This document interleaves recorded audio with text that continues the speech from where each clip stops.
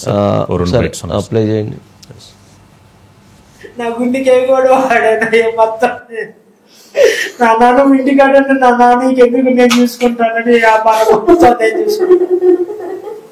అది నాకు భరోసా ఇచ్చింది. నా బిడ్డ నా కళ్ళెత్తురుగలాగా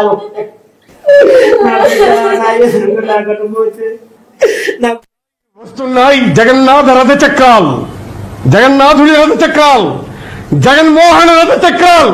ఆ రథ చక్రాల కింద పడి నలిగి నశించి కృంగి కృషించుకోవాల్సిందే. రాసుకోండి, ఇది భవిష్యత్. ఏమన్నారు ఆయన తమ్మినేని గారు, రథం ఏదో వస్తుందంట, అందరు కస కస అన్నాడు, కార్యకర్తల పైన ఎక్కిపోయాడు ఆయన. వస్తున్నాయి జగన్నాథ రథ చక్రాలు. అదే చక్రాల కింద నలిగిపోవలసిందే అని చెప్పి అన్నట్టుగా అదే జరుగుతోందండి ఇప్పుడు.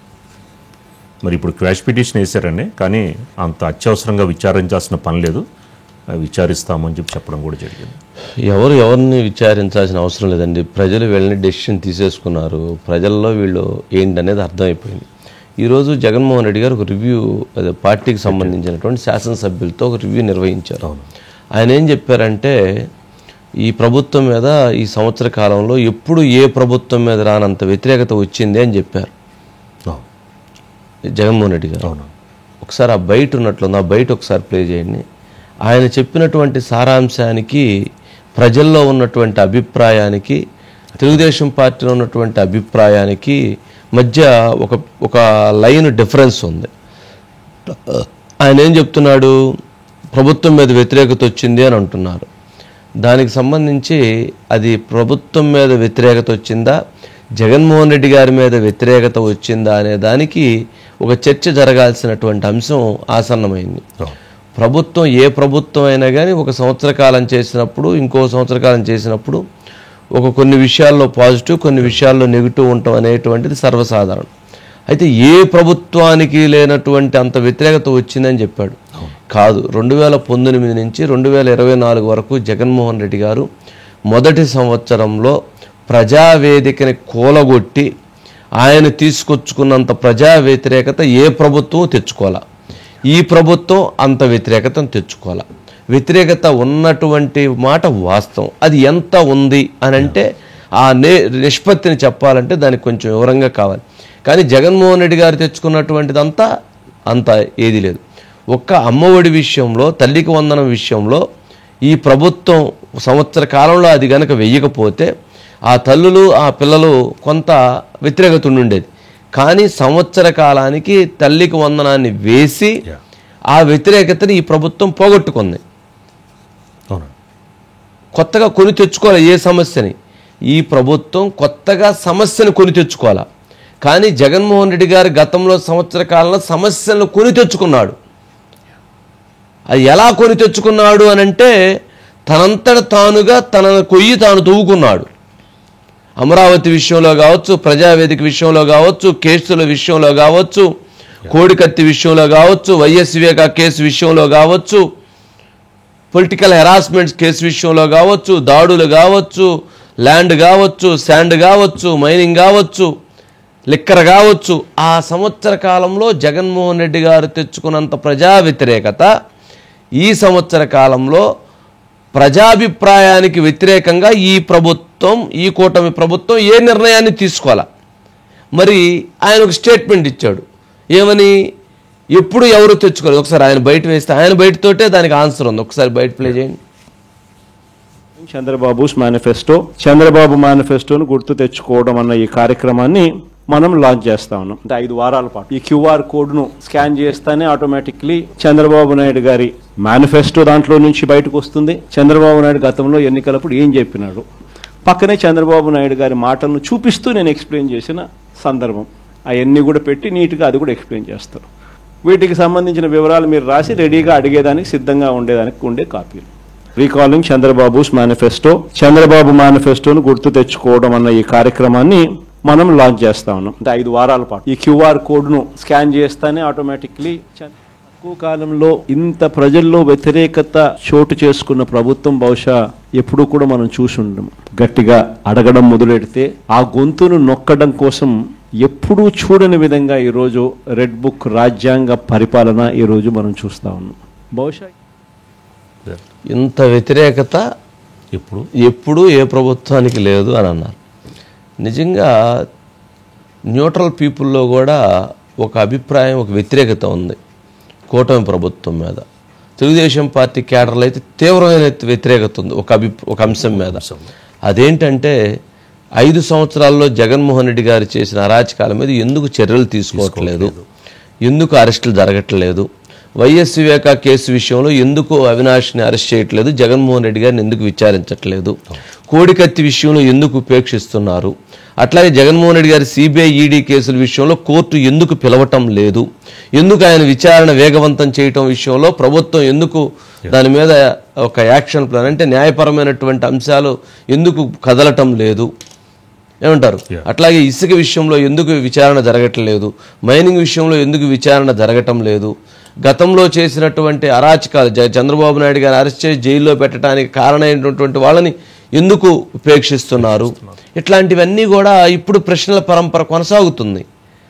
ఇప్పుడు వాళ్ళ ప్రజలలో తెలుగుదేశం పార్టీ కేడర్లో ఉన్న వ్యతిరేకత ఏంటంటే జగన్మోహన్ రెడ్డి గారి మీద చర్యలు తీసుకోకపోవటం వలన ఆయన గంజాయి బ్యాచ్ మీద దగ్గరికి వెళ్ళి పరామర్శించటం, లేక బెట్టింగులతో చనిపోయిన వ్యక్తిని పరామర్శించుతూ వెళ్తే 3 చనిపోవటం, ఇవన్నీ కారణం కాదా అనే ప్రశ్న ఉత్పన్నమవుతుంది.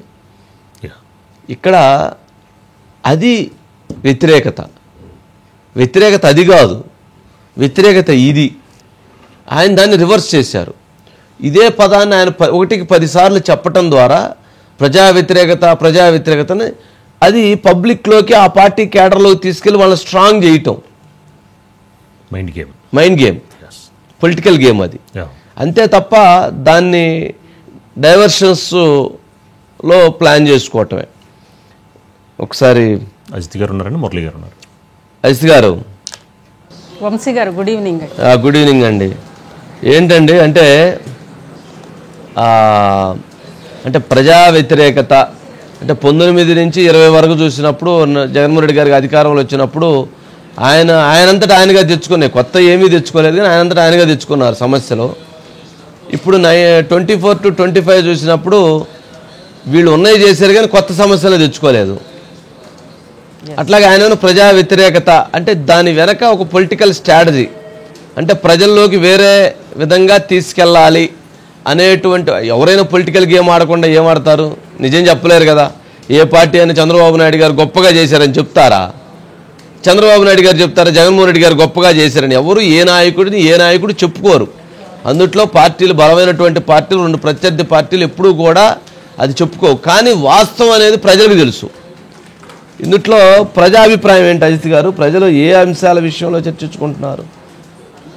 వంశీ గారు అంటే గత వైఎస్ జగన్మోహన్ రెడ్డి గారి సర్కార్లో ఫస్ట్ 1 year అదేవిధంగా ఇప్పుడు 1 year చూసుకుంటే 2 కూడా దాదాపు రివర్స్లో ఉన్నాయి వంశీ గారు. ఒకటి జగన్మోహన్ రెడ్డి గారు గతంలో 2014 నుంచి 19 వరకు ఆ ప్రభుత్వం ఏ అంశాలు అయితే చేసిందో మిగిలిన అనేక అంశాలకు సంబంధించి అటు పోలవరం కానీ అమరావతి కానీ లేదా ఈవెన్ ప్రజావేదిక కానీ అన్నింటినీ కూడా చాలా ర్యాపిడ్గా ధ్వంసం చేస్తూ వెళ్ళారు. అంటే రివర్స్ టెండర్ పేరుతోటి పోలవరాన్ని నిలిపేశారు, లేదా అమరావతిని 3 రాజధానుల పేరుతోటి, అదేవిధంగా అసలు ప్రజావేదికని కూలగొట్టడంతో ఆ సర్కార్ గత 5 ఏళ్లలో ఉన్న సర్కారు ఫస్ట్ స్టార్ట్ చేసింది. అదేవిధంగా అంతకు ముందున్న ప్రభుత్వ విధానాలన్నింటినీ కూడా రివర్స్ చేసింది వంశీ గారు. ఆ సందర్భంగా రివర్స్ సందర్భంగా 1 సంవత్సరంలోనే తీవ్ర వ్యతిరేకత వచ్చింది. అంటే జనరల్గా ఏ సర్కార్ అయినా కానీ ఏదైనా కొత్తగా కట్టడాన్ని జనం చూస్తారు కానీ కూల్చివేతల సర్కార్ని జనం చూడరు కదా వంశీ గారు. అది తర్వాత రివర్స్ టెండర్ పేరుతోటి అన్నీ కూడా నిలిపివేయటం అభివృద్ధి కార్యక్రమాలన్నీ. దానివల్ల ప్రజల్లో తీవ్ర వ్యతిరేకత అప్పుడు వస్తే ఇక్కడ యాక్చువల్గా మొత్తం అంటే ఈసారి ప్రభుత్వం అన్నీ కూడా ఇటు అమరావతి కానీ పోలవరం కానీ లేదా కొత్త పథకాలు కానీ చెప్పినవి కానీ అన్నీ కూడా చేసుకుంటూ వెళ్తోంది. కానీ గత సర్కారు చేసిన అనేక అంశాలకు సంబంధించి చర్యలు తీసుకోవడంలో ప్రభుత్వం కొంతవరకు వెనకంజ వేస్తోంది అనేది ముఖ్యంగా టీడీపీ కేడర్లో కానీ జనసేన కేడర్లో కానీ ప్రజల్లో కొంతవరకు వ్యతిరేకత వంశీ గారు. ఎందుకంటే గతంలో ముఖ్యంగా లిక్కర్ స్కామ్కి సంబంధించి ఈరోజు చర్యలు తీసుకోలేదు. గత ఎన్నికల్లో ప్రధానమైన పాత్ర లిక్కరే పోషించింది. మీరు లైన్లో ఉండండి. మురళి ఉన్నాడు, ఒకసారి మురళిని తీసుకొని. మురళి ఏంటి ఈరోజు సత్తెనపల్లిలో చనిపోయినటువంటి కుటుంబాలకు కూడా అంటే జగన్మోహన్ రెడ్డి గారి పర్యటనలో చనిపోయిన కుటుంబాలకు కూడా నివాళులు అర్పించలేదు అని మీరు పెట్టినట్లున్నారు. ఏంటి కనీసం వాళ్ళు ఎవరికి కూడా నివాళులు అర్పించలేదా? కనీసం నివాళులు అర్పించకపోగా కనీసం ఆ సభలో జరిగిన ఘటనపై ఒక్క మాట కూడా ఆయన మాట్లాడలేదు సార్. ఎందుకంటే 3 రోజుల క్రితం జరిగినటువంటి ఈ ఘటన రాష్ట్ర వ్యాప్తంగా కాదు, జాతీయ స్థాయిలో చర్చ జరుగుతుందండి. రప్పా అవ్వచ్చు, లేకపోతే సింగయ్య మరణం అవ్వచ్చు, లేకపోతే మధు మృతికి సంబంధించిన అవ్వచ్చు, తొక్కిసలాటం మృతి చెందినటువంటి మరో వ్యక్తి ఘటన అవ్వచ్చు. ఒక పర్యటనలో ఒక చనిపోయిన వ్యక్తికి సంబంధించిన వెళ్ళినప్పుడు జరిగినటువంటి ఘటనలో 3 చనిపోతే కనీసం ఈరోజు ఆ పార్టీ నాయకుడు విస్తృత స్థాయి సమావేశం పెట్టినప్పుడు ఇలా జరిగింది, అది బాధాకరం, నిజంగా వారికి ఒక నిమిషం మౌనం పాటించి నివాళులు అర్పిద్దామనేది ఒక సాంప్రదాయం అండి, మానవత్వం అండి. కనీసం ఆ మాత్రం కూడా ఆయన స్పందించలేదంటే ఆయన యాటిట్యూడ్ అవ్వచ్చండి, లేదా ఆయన వ్యవహార శైలి అవ్వచ్చు, ఖచ్చితంగా కూడా ప్రతి ఒక్కరు గమనిస్తారు సార్. 2019 నుంచి 2024 వరకు ఈ విధమైనటువంటి పరిపాలనతోటే, అంటే తిరోగమనం దిశగా, విధ్వంసం దిశగా ఆయన పరిపాలన సాగింది కాబట్టి ప్రజలు 11 స్థానాలకు సరిపెట్టారు.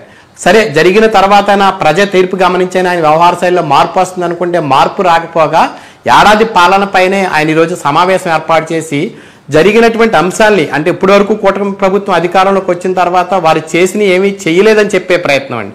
కూటమి ప్రభుత్వం ఏం చేసిందంటే మెగా డిఎస్సి ఇచ్చిందండి, తల్లికి దీవెన ఇచ్చిందండి, మేము 3 గ్యాస్ సిలిండర్ పథకం ఇచ్చింది, రేపు ఆగస్టు 15 నుంచి RTC bus free bus start చేస్తుందండి. అంటే ఇవన్నీ కూడా జరుగుతున్నాయి. ఇవి కాకుండా పెన్షన్ పెంచుతా ఉన్నటువంటి 1000 రూపాయల పెన్షన్ పెంచి 4000 పెన్షన్ ఇస్తున్నారండి. అన్నా క్యాంటీన్లు ప్రారంభించారు. ఒకవైపు రాజధాని ఇంత జరుగుతుంటే ఇప్పటికీ కూడా ఆయన ఏవైతే విధానంతో అదే విధానం క్యాడర్ను మభ్యపెట్టే ప్రయత్నం, వాళ్ళ యొక్క కార్యకర్తల్ని తప్పుదోవ పట్టించే ప్రయత్నం చేస్తున్నారు సార్. ఇది మటుకు కొంత బాధాకరమైనటువంటి ఘటనగానే చూడాలి. Right Murali, right.